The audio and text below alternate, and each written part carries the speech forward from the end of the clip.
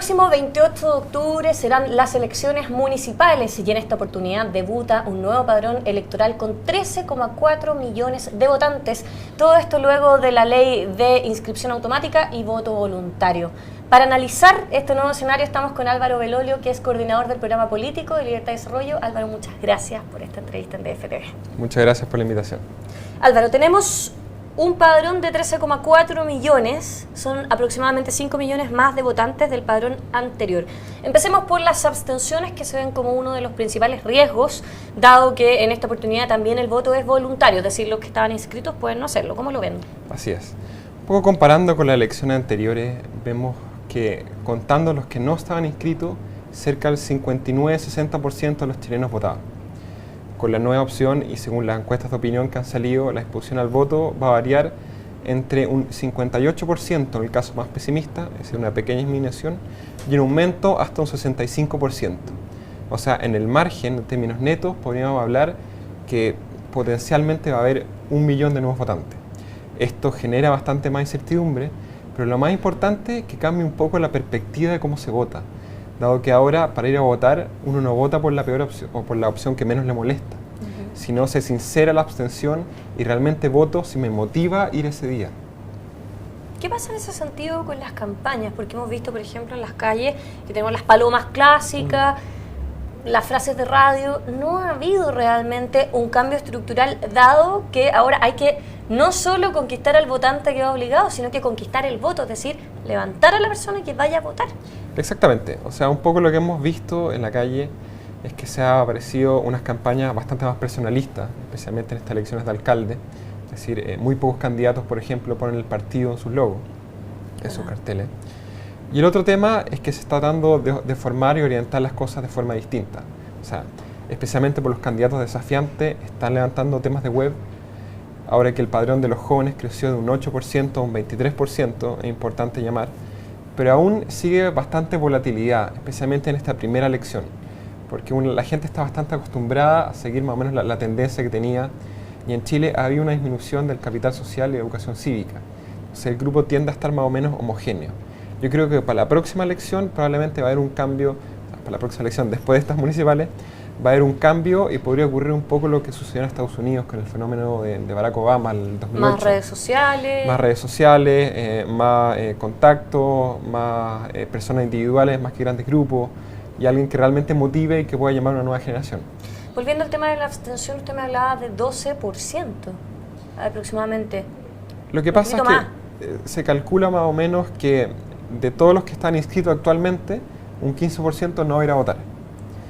Y de los que no estaban inscritos, entre un 40 y un 60 tienen la disposición a votar. O sea, sumando y restando, aumentarían 1 millón. Para el padrón hay que restarle aproximadamente las 800.000 personas que votan en el extranjero, o sea, que residen en el extranjero y que no pueden votar. Y también la incertidumbre en las diferentes comunas. O sea, es distinto estar en una comuna que está bastante más cerrada, como el caso de Providencia o Santiago, o Las Condes de Vitacura, donde la incertidumbre es muy baja. Entonces, realmente la gente le da menos peso a su voto, porque piensa que prácticamente ya está decidida la elección.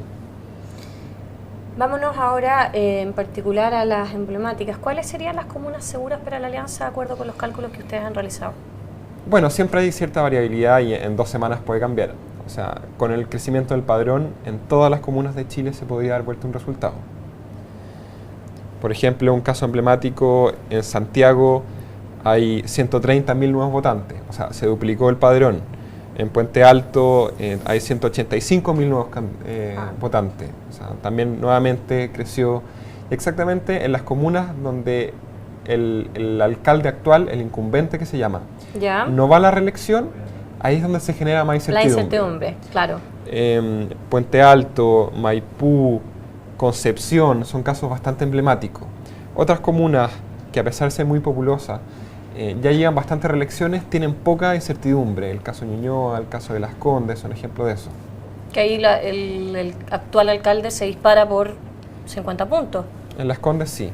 En general se da que el incumbente y el que lleva más de un periodo tiene mucha ventaja o mucha prioridad para ganar la elección, a menos que sea un cambio importante.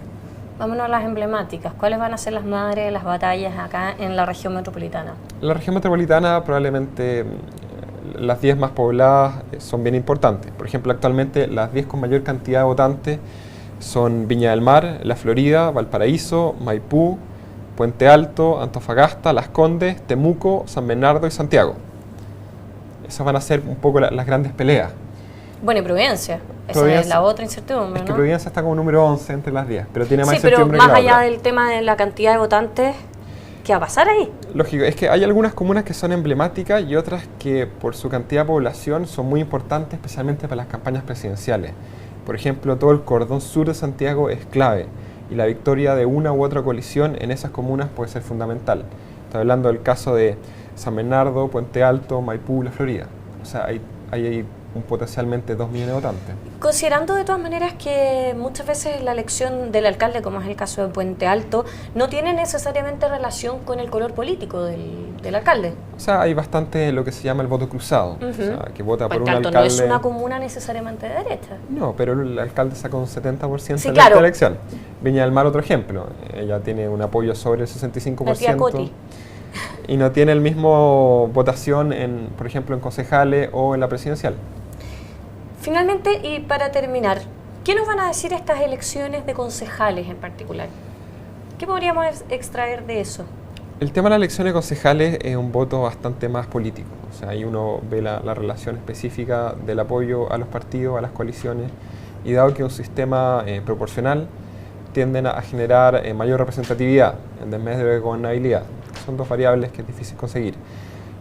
Hay muchas listas, o sea, probablemente hay muchas opciones y también la cantidad de concejales aumentó, porque como aumentó la cantidad de inscritos, también aumenta la cantidad de concejales. Y probablemente se veía mantener más o menos en las líneas que se vieron en la última elección, donde la consultación le fue bastante bien, con un crecimiento hacia algunos independientes. En números totales de alcaldes, yo creo que probablemente va a parecer más o menos estable, con pequeños márgenes, pero no va a ser los cambios que hubo del 2005 al 2008, por ejemplo, que fue bastante grande. Pero se espera que siempre pueden haber alguna sorpresa.